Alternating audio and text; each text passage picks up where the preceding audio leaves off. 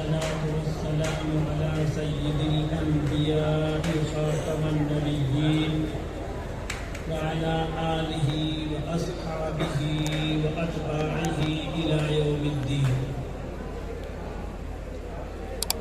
أعوذ بالله من الشيطان الرجيم. بسم الله الرحمن الرحيم. لقد جاءكم من الله نور وكتاب مبين.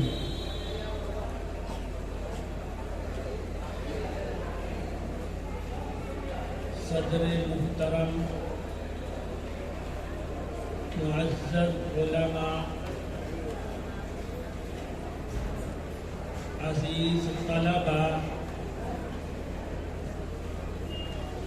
اور قابل صد احترام تمام دینی اسلامی بھائیوں،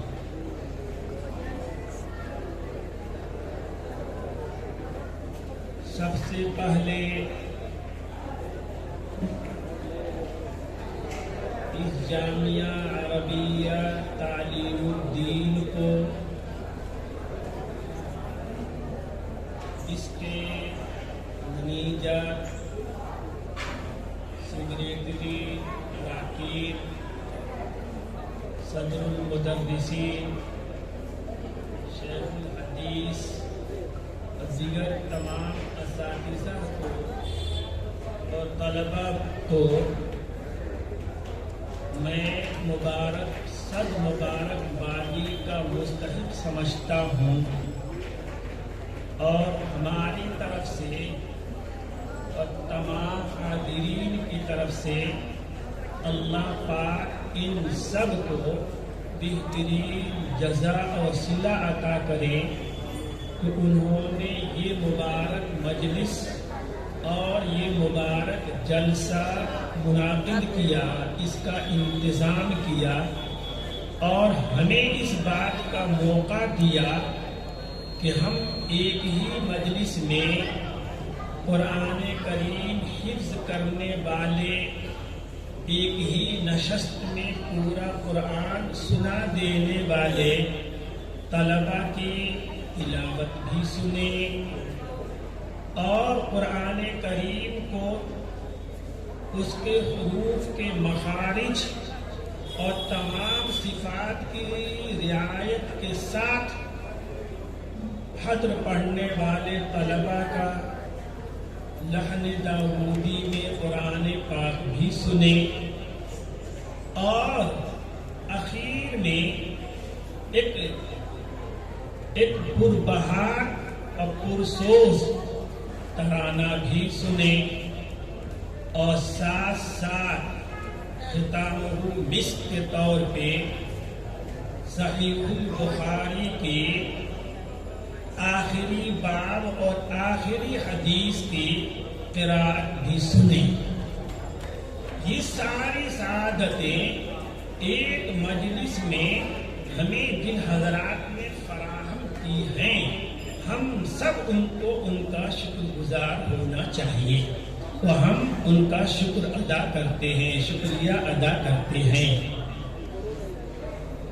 دوسری بات یہ ہے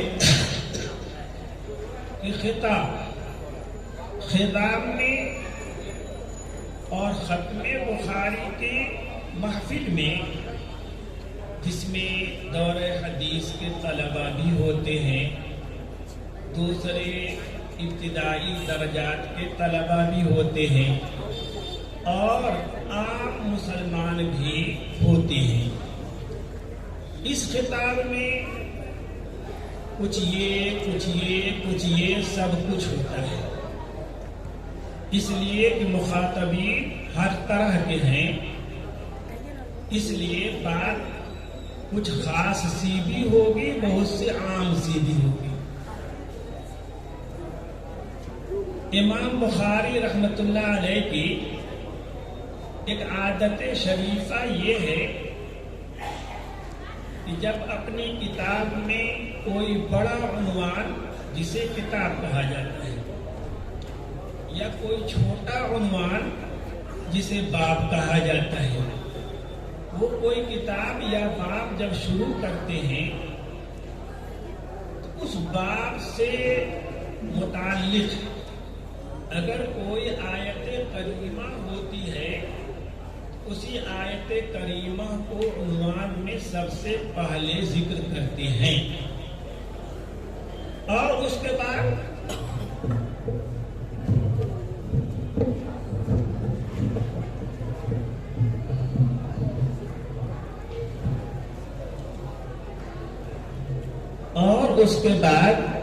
اس باب سے متعلق احادیث کو وہ ذکر کرتے ہیں، لاتے ہیں۔ گویا کہ انہوں نے یہ پیغام دیا کہ باب میں آنے والی تمام احادیث، چاہے وہ خبر مشہور ہو، خبر عزیز ہو یا خبر احاد، خبر غریب ہو، یہ ساری احادیث یہ قرآن پاک کی اس آیت کریمہ کی تفسیر اور تشریح ہیں۔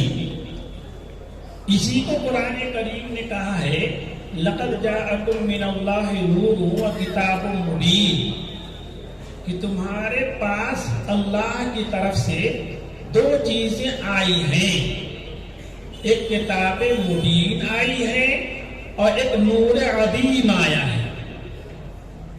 یہ نور عظیم، یہ نور کیا چیز ہے؟ نبی اکرم صلی اللہ علیہ وسلم کی احادیث، سنن اور آپ کی پوری زندگی جو کتب حدیث میں محفوظ ہیں، یہی نور ہے۔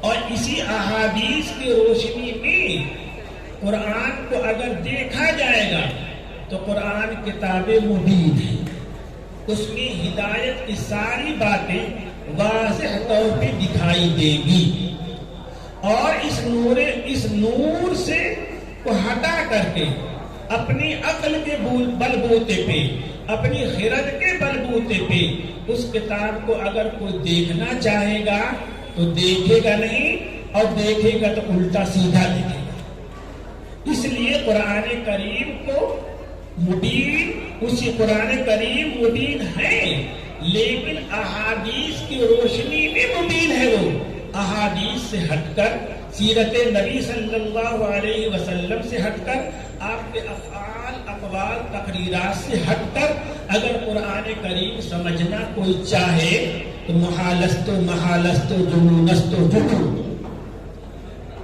دوسری بات یہ سمجھا دوں، عرض کروں کہ کسی بھی چیز کی، یعنی میں یہ سمجھانا چاہ رہا ہوں کہ قرآن کریم کو اللہ پاک نے کتاب مبین بھی کہا ہے۔ جب کتاب مبین کہا ہے تو اس کی ہر بات کو بالکل واضح اور کلیئر ہونا چاہیے، ہر کس و ناقص کو سمجھ میں آنا چاہیے۔ اس کو میں سمجھا رہا ہوں کہ بھائی کتاب مبین ہے وہ، لیکن اندھیرے میں کوئی بھی کتاب مبین کھول لو گے اور کتنوں ہی بڑے بڑے حروف میں وہ کتاب لکھی ہے تو وہ کتاب دکھائی نہیں دے گی اندھیرے میں۔ کسی بھی کتاب کو دیکھنے کے لیے اجالا ضروری ہے، اور دو اجالا ہونا چاہیے، ایک آنکھ کے اندر بینائی بھی ہونی چاہیے اور ایک خارج میں روشنی بھی ہونا چاہیے۔ ایک اندرونی روشنی ہونی چاہیے تب وہ کتاب دکھائی دے گی، ایک بیرونی روشنی بھی ہونی چاہیے جب وہ کتاب دکھائی دے گی۔ قرآن کریم کے لیے بیرونی روشنی کیا ہے؟ احادیث ہے۔ قرآن کریم کے لیے جس میں قرآن کریم کو دیکھا جائے اس کے لیے بیرونی روشنی احادیث کریمہ ہے۔ نبی اکرم صلی اللہ علیہ وسلم کے قول، فعل، تقریر، آپ کی پوری سیرت یہ نور ہے۔ اس نور میں قرآن کریم کو دیکھا جا سکتا ہے۔ اس نور سے ہٹ کر اگر قرآن کریم کو دیکھنا چاہے تو پورا قرآن کیا، قرآن کریم کا ایک لفظ بھی، پہلا صفحہ بھی سمجھ میں نہیں آئے گا۔ یقیمون الصلاۃ پہلے ہی صفحے میں ہے، یہ وہ لوگ ہیں جو نماز قائم کرتے ہیں۔ اب نماز کیا ہے؟ نماز کیا ہے؟ کوئی بڑا سے بڑا پروفیسر جس نے عربی پڑھ رکھا ہے، یونیورسٹی پڑھ رکھا ہے اور بڑی بڑی ڈکشنریاں اس کے سامنے کھلی ہوں، اس سے کہا کہ اس میں سے دیکھ کے بتا دے کہ نماز کس کا نام ہے، تو دعا کہتے ہیں، فلاں کو کہتے ہیں، فلاں کو کہتے ہیں. حالانکہ نبی صلی اللہ علیہ وسلم نے بتایا کہ نماز تکبیر تحریمہ سے لے کر السلام علیکم تک جو افعال ہیں ان کے مجموعے کا نام ہے الصلاۃ. اور یہ معنی کہیں نہیں ملے گا، حدیث میں تو ملے گا، کہیں اور نہیں ملے گا. اور اقامت صلاۃ کیا ہے؟ نماز کوئی بانس تو ہے نہیں کہ آدمی اس کو کھڑا کر دے. اقامت صلاۃ کا کیا معنی ہے؟ آپ لغت کے 1000 کتابوں میں تلاش کر لو، نہیں ملے گا. لیکن نبی اکرم صلی اللہ علیہ وسلم نے ہمیں سمجھایا کہ اقامت صلاۃ میں تکبیر تحریمہ کے پہلے ہر طرح کی ظاہری باطنی گناہوں سے اور اسی طرح گندگیوں سے طاہر ہو کو، صاف ستھرا ہو کو، کپڑا اگر ناپاک ہے پاک کرو، پاک کپڑا پہنو، جگہ صاف کرو. اسی طرح سے اگر بے وضو ہو تو وضو کرو، غسل کی ضرورت ہو تو غسل کرو، پھر استقبال قبلہ کرو، پھر نماز کی نیت کرو، پھر کہو اللہ اکبر. کون سمجھائے گا اقامت صلاۃ میں یہ بھی داخل ہے؟ کون سی لغت بتا دے گی؟ اس کو حدیث ہی بتا سکتی ہے. نبی اکرم صلی اللہ علیہ وسلم کے احادیث کے مجموعے اسی لیے ہے تاکہ ان کی روشنی میں قرآن کو دیکھا جائے، قرآن کو سمجھا جائے. اور میں نے بتایا کہ قرآن کو سمجھنے کے لیے ایک اندرونی روشنی بھی چاہیے. وہ چیز کیا ہے؟ انسان کا ایمان ہے، تقویٰ ہے، ورع ہے، پرہیزگاری ہے. اگر ایمان ہے تو قرآن کو احادیث کی روشنی میں دیکھو، سمجھ میں آئے گا. تقویٰ ہے، ورع ہے، پرہیزگاری ہے، پاکیزگی ہے، ان سب کے ساتھ اگر قرآن کو دیکھا جائے گا تو قرآن سمجھ میں آئے گا. اور اللہ پاک ایسا بھی ہے کہ آدمی جب قرآن پہ عمل کرے، ایمان لے آئے، اس کے محرمات سے بچے، اس کے واجبات کو ادا کرے، تو اللہ پاک وہ علم بھی اسے عطا کر دیتے ہیں جو اس نے مدرسے میں نہیں سیکھا ہے. بھائیو، میں یہ کہہ رہا تھا کہ قرآن کریم کو دیکھنے کے لیے جس طرح ہر چیز کے دیکھنے کے لیے دو بینائیاں، دو روشنی ہونا ضروری ہے، اسی طرح قرآن پاک کو سمجھنے کے لیے بھی دو روشنی ضروری ہے.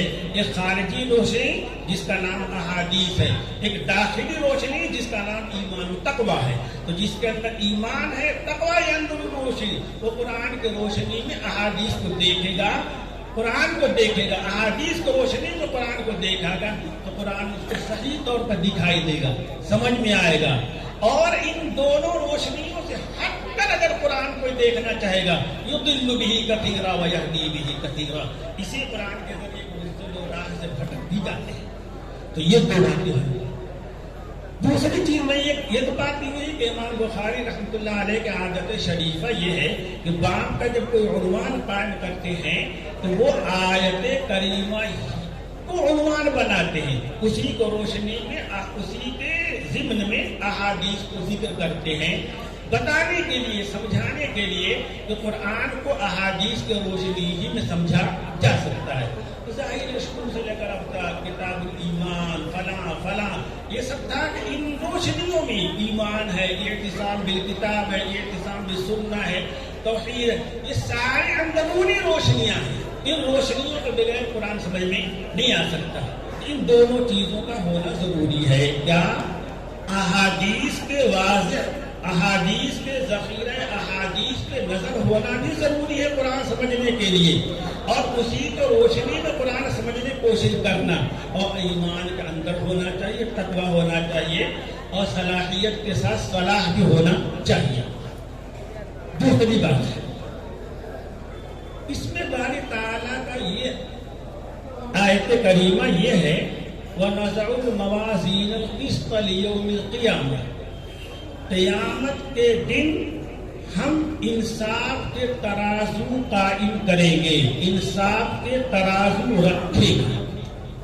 اس لیے رکھیں گے تاکہ انسانوں کے لیے جو اللہ پاک کا آخری فیصلہ ہو، یہ جنتی ہے، جنت کے فلاں درجے میں ہے، فلاں درجے میں ہے، فلاں درجے میں ہے، فلاں درجے میں. دو چیزیں، یہ جنتی ہے اور جنت کے لامحدود مراتب میں سے فلاں مرتبہ میں ہے، فلاں درجے میں ہے. یہ جہنم ہے اور جہنم کے مراتب درکات میں سے، مراتب میں سے فلاں مرتبے کے لائق ہے. یہ اللہ پاک قیامت میں یہ دونوں فیصلہ کریں گے، جنت کا بھی اور درجہ جنت کا بھی، جہنم کا بھی اور درجہ جہنم کا، دونوں کا فیصلہ اللہ پاک کریں گے. اور اللہ پاک کی عادت شریفہ یہ ہے کہ وہ جب کوئی کام کرتے ہیں، کوئی فیصلہ کرتے ہیں، تو جس کے لیے وہ کر رہے ہیں ایسے طور پہ وہ کام کرتے ہیں تو اسے اطمینان ہو جائے اور یہی ہونا ہی چاہیے، یہی ہونا ہی چاہیے. فلاں نے جنتی ہونے کا فیصلہ کیا تو جس کے جنتی ہونے کا فیصلہ کیا وہ بھی یقین کر لے اور سارے اہل محشر یقین کر لے کہ نہیں اسے جنتی ہونا ہی چاہیے تھا. اور جس کے لیے جہنم کا فیصلہ کیا ہے اس کے جہنمی ہونے کا وہ بھی یقین کر لے کہ میں تو اسی لائق تھا، میں تو اسی لائق تھا. اور سارے اہل معاشر، سارے انسان بیک زبان گواہی دیں گے یہ اسی کے لائق تھا. تو اللہ پاک کی عادت شریفہ یہ ہے کہ وہ جب بھی کوئی فیصلہ کرتے ہیں، جب بھی کوئی فیصلہ کرتے ہیں تو ایسی دلائل فراہم کر دیتے ہیں کہ جو بھی آنکھ اور دل کھول کر ان دلائل کو دیکھے گا اسے یقین آ جائے گا کہ یہی ہونا ہی چاہیے تھا. اللہ پاک کہتے ہیں اللہ، حالانکہ اللہ کی ذات سب کی مالک ہے، سب کی خالق ہے، وہ کسی کو جواب دہ نہیں ہے. لا یسأل وهم یسألون.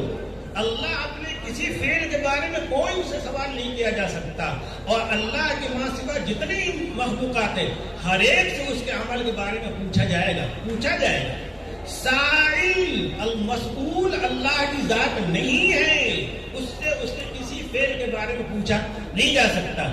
پھر بھی اللہ پاک جب کوئی فیصلہ کرتے ہیں تو اس کو ایسے واضح طور پہ کرتے ہیں کہ جس کے لیے فیصلہ کیا گیا وہ بھی جان لے، یقین کر لے کہ یہی ہونا ہی چاہیے تھا. مبشرین و منذرین لئلا یکون للناس علی اللہ حجہ. اللہ پاک دنیا میں اچھے کاموں کے خوش انجامی کو بتانے کے لیے، برے کاموں کے بد انجامی کو بتانے کے لیے اللہ نے ہزاروں لاکھوں نبی بھیجے ہیں. کیوں؟ لئلا یکون للناس علی اللہ حجہ. کل قیامت میں اللہ تعالیٰ جب کسی کے جہنمی ہونے کا، کسی کے جنتی ہونے کا فیصلہ کرے تو کسی انسان کو اللہ کے خلاف کوئی دلیل نہ رہ جائے. اللہ پاک کا طریقہ یہ ہے کہ اللہ پاک اسی لیے تاکہ جس کے لیے جو فیصلہ ہو رہا ہے وہ بھی اس کا دل بھی گواہی دے، اور دل نہیں ہاتھ پیر بھی گواہی دے، ہاتھ پیر بھی گواہی دے. جس زمین پہ رہ کر اس نے عمل کیا ہے وہ زمین بھی گواہی دے، جس فضا میں رہ کر اس نے عمل کیا وہ فضا بھی گواہی دے. اور وہاں انصاف کے ترازو رکھ دیں گے اور تم اس میں ہم اعمال کو تول دیں گے. تولنے کے بعد تم خود جان لو کہ یہ کہاں کا لائق، کس کے لائق تھا. وہ بھی مطمئن ہو جائے گا کہ نہیں میرے لیے اس جہنم کے علاوہ کچھ ہو ہی نہیں سکتا تھا. اور جو جنتی ہونے کا فیصلہ کرے جس کے لیے کیا جائے اس کو یقین ہو جائے کہ بفضل خداوندی اللہ نے ہمیں یہ جنت عطا کر دی اپنے فضل سے، کرم سے. قرآن کریم میں ایک آیت ہے، بات لمبی نہیں کرنی ہے. وقالوا الحمد لله الذي هدانا لهذا وما كنا لنهتدي لولا ان هدانا الله. کہ جنتی جنت میں جانے کے بعد وہاں کے شان و شوکت کو، وہاں کی خوبیاں، رعنائیوں کے، وہاں کی خوبصورتی اور زیبائیوں کو دیکھیں گے، نعمتیں بے بہا لازوال نعمتوں کو دیکھیں گے. کہتا الحمدللہ، تمام تعریف اللہ کے لیے جس نے ہمیں یہاں پہنچا دیا. وما كنا لنهتدي لولا ان هدانا الله. اگر اللہ نے دنیا میں ہمیں راہ نہ دکھائی ہوتی، سیدھی راہ صراط مستقیم نہ دکھائی ہوتی تو ہم یہاں جنت میں نہ پہنچ پاتے. اللہ پاک کہیں گزر سے، اللہ پاک کہیں گے تلک الجنت التي اورثتموها بما كنتم تعملون. یہ جنت تمہیں جو دی گئی ہے، جس میں تمہیں مالک بنایا گیا ہے، دنیا میں تم نے ایسے کام کیے تھے جس کی وجہ سے تم جنت کے حقدار تھے، جنت کے مستحق تھے. تمہارے عمل صالح اور ایمان کی بنا پر یہ جنت دی گئی ہے. یہ انسانوں کے لیے اللہ پاک کی حوصلہ افزائی ہے کہ نہیں، میرا فضل یقیناً شامل حال ہے. میرے فضل کے بغیر تم جنت میں نہیں جا سکتے تھے، لیکن میرے فضل کے ساتھ ساتھ میرے فضل کو کھینچنے والی چیز تمہارا اپنا ذاتی عمل تھا، تمہارے عمل اختیاری کی بنا پر، ذاتی عمل کی بنا پر میری فضل تمہاری طرف متوجہ ہوئی اور فضل کی وجہ سے تم جنت میں گئے۔ تو بھائیو، میں یہ کہہ رہا تھا کہ اللہ پاک جب کوئی فیصلہ کرتے ہیں اس فیصلے کو برسر خلائق دکھاتے ہیں کہ ہر ایک کے پاس، جس کے پاس عقل بینا ہے، عقل رسا ہے، ہر ایک کے پاس جو عقل سوچنے سمجھنے کی قوت ہے، وہ دیکھ لے کہ اللہ پاک نے جو بھی فیصلہ کیا وہ بالکل برحق ہے، ورنہ اللہ پاک کو لا یسأل عما یفعل، جو وہ کرتا ہے اس کے بارے میں پوچھا نہیں جا سکتا۔ تو بہرحال انصاف کے ترازو قائم کیے جائیں گے اور ہر انسان کا اچھا برا عمل اس میں تولا جائے گا۔ من یعمل سوءا یجز بہ، جس نے کوئی برا عمل کیا اس کا صلہ اسے مل کر رہے گا۔ ومن یعمل مثقال ذرۃ خیرا یرہ ومن یعمل مثقال ذرۃ شرا یرہ، جس نے ذرہ برابر ریت کے گرد و غبار اڑتے ہوئے گرد و غبار کے بقدر بھی اگر کسی نے کوئی نیکی کی ہے تو قیامت میں وہ بھی دیکھ لے گا، اور اگر اس نے کوئی بدی کی ہے، برائی کی ہے، وہ بھی کیا کرے گا؟ دیکھ لے گا۔ کب؟ جب وہ تولا جائے گا، اس کا صلہ دیا جائے گا۔ اب کچھ لوگوں نے امام بخاری کے پہلے یا امام بخاری کے زمانے میں جنہیں معتزلہ کہا جاتا تھا، ان لوگوں نے کہا کہ نہیں، عمل نہیں تولا جائے گا، بس اتنا ہوگا کہ انصاف ضرور ہوگا۔ لیکن کہاں ترازو، کہاں عمل تو دنیا میں کیا تھا، ختم ہو گیا، وہ تولا نہیں جائے گا۔ امام بخاری نے کہا کہ جب قرآن کریم یہ کہہ رہا ہے کہ وَنَضَعُ الْمَوَازِينَ الْقِسْطَ، انصاف قائم کرنے کے لیے، انصاف کو ظاہر کرنے کے لیے ہم ترازو رکھیں گے، تو اس کو اللہ پاک کے اس قول کو حدیث ہی کی روشنی میں کیوں نہیں تولتے، حدیث ہی کی روشنی میں کیوں نہیں دیکھتے؟ جو حدیث نور ہے، کتاب کو کھولنے کے لیے آئی ہے، اسی حدیث کی روشنی میں اس آیت کریمہ کو بھی دیکھو کیا معنی دیتی ہے۔ تو نبی اکرم صلی اللہ علیہ وسلم نے تو واضح طور سے فرما دیا ہے کہ انسان کے منہ سے جو بول نکلتے ہیں، جو کلمے نکلتے ہیں، وہ بھی تولے جائیں گے، یہ کلمتان سبحان اللہ بحمدہ سبحان اللہ العظیم ہے کیا؟ انسان کا عمل ہی